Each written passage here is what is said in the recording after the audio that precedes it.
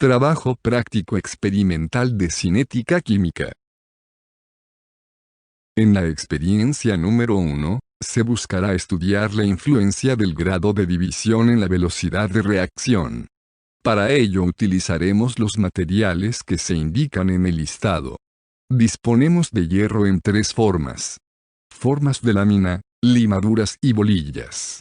El hierro reaccionará con ácido clorhídrico en tubos de ensayos dispuestos en una gravilla de madera. En los 3 tubos de ensayo, colocaremos la misma masa de hierro de la siguiente forma. En el tubo 1, colocaremos una lámina de hierro. En el tubo 2, se colocarán las esferas de hierro y finalmente en el tubo 3 se colocan las limaduras de hierro. Así, la distribución de los tubos se puede apreciar como sigue. Vemos que en el tubo 1, la superficie específica de las láminas de hierro es baja. La superficie específica aumenta a medida que avanzamos del tubo 1 al 3, siendo las limaduras de hierro las que presentan mayor superficie específica.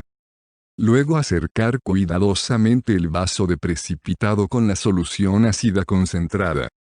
El ácido debe ser vertido a cada tubo de ensayos, comenzando por el tubo que posee la lámina, y luego avanzar hacia la derecha. La altura final de ácido debe ser la misma para que las reacciones puedan ser comparadas. La reacción del trabajo práctico es la siguiente. El hierro reacciona con ácido clorhídrico para formar cloruro férrico e hidrógeno. La coloración del cloruro férrico en solución es amarilla clara, lo que servirá como indicador de reacción. Vemos como en el tubo número 1, la coloración es prácticamente nula, por no decir transparente. La coloración del tubo 2 es un poco más amarilla. Finalmente, el tubo 3, donde se encontraban las limaduras de hierro. La coloración es amarilla intensa. La diferencia de velocidad observada se debe a la diferencia del grado de división que presenta el hierro como reactivo. A mayor grado de división, mayor superficie específica. A mayor superficie específica, mayor velocidad de reacción. En la experiencia 2, se busca estudiar la influencia de catalizadores en la velocidad de reacción. Los materiales que se utilizan son los que listan a continuación. Contamos con 3 terrones de azúcar y un soplete. Uno de los terrones queda como testigo. El segundo se lo calentará con el soplete para visualizar el resultado. El tercero se le debe agregar cenizas en la parte superior y calentarlo con soplete para observar la reacción. En el terrón sin cenizas, vemos cómo se funde la azúcar en el extremo donde se acercó la llama. En el terrón con cenizas, vemos cómo el terrón se va poniendo negro debido al avance de la combustión en el volumen. Aquí vemos el resultado final, luego de que la combustión ha avanzado en el terrón.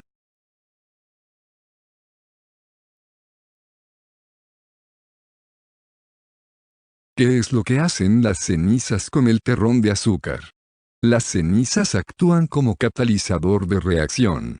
Bajan la energía de activación de la reacción de combustión del azúcar, y ocurre primero esta reacción, antes de la fusión.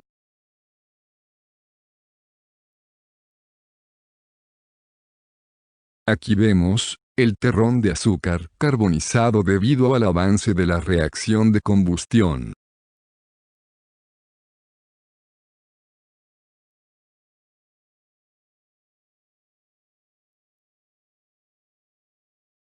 La tercera experiencia consiste en el estudio de la influencia de la concentración de reactivos en la velocidad de reacción.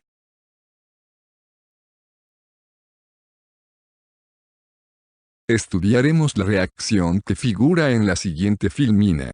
El tiosulfato de sodio reacciona con ácido clorhídrico, para dar cloruro de sodio, agua, dióxido de azufre y azufre sólido.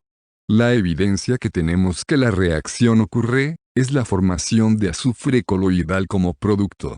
El mismo genera turbidez en solución y nos ayudará a determinar el avance de la reacción. Cuando el azufre coloidal está en solución, el sistema que se forma es un sistema heterogéneo.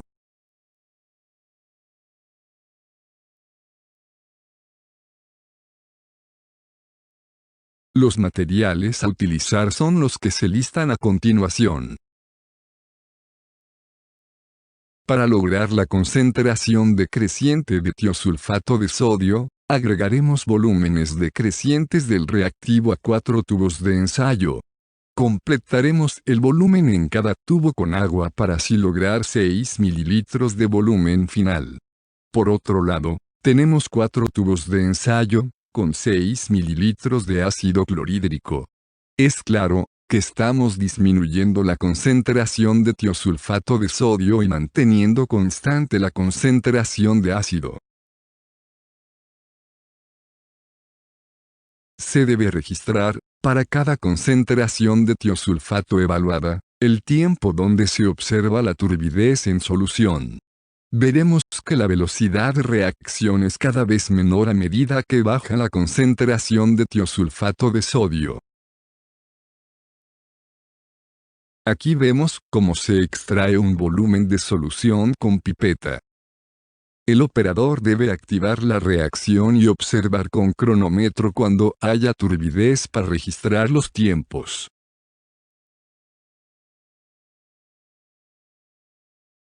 Cuando la reacción esté corriendo, se aconseja poner el tubo de ensayo delante de un fondo negro para mejorar la visibilidad de turbidez.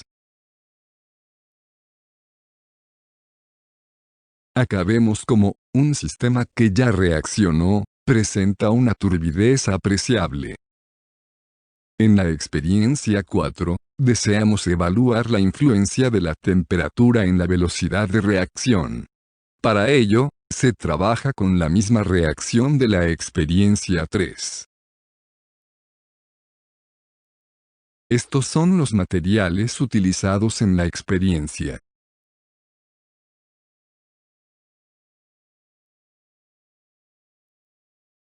Debemos servir 3 mililitros de tiosulfato de sodio en 3 tubos de ensayo. Por otra parte, tendremos otros 3 tubos de ensayo, con 10 mililitros de ácido clorhídrico cada uno.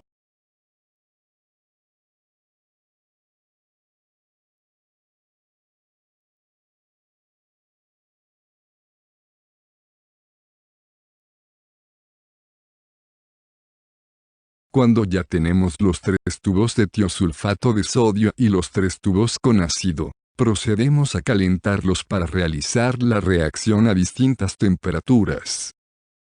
Un baño termostatizado se encuentra a 60 grados centígrados.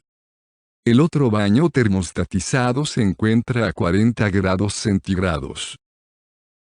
Cuando los tubos hayan llegado a temperatura, procedemos a mezclar los reactivos para activar la reacción. Podemos verter el contenido en un Erlenmeyer para facilitar la mezcla.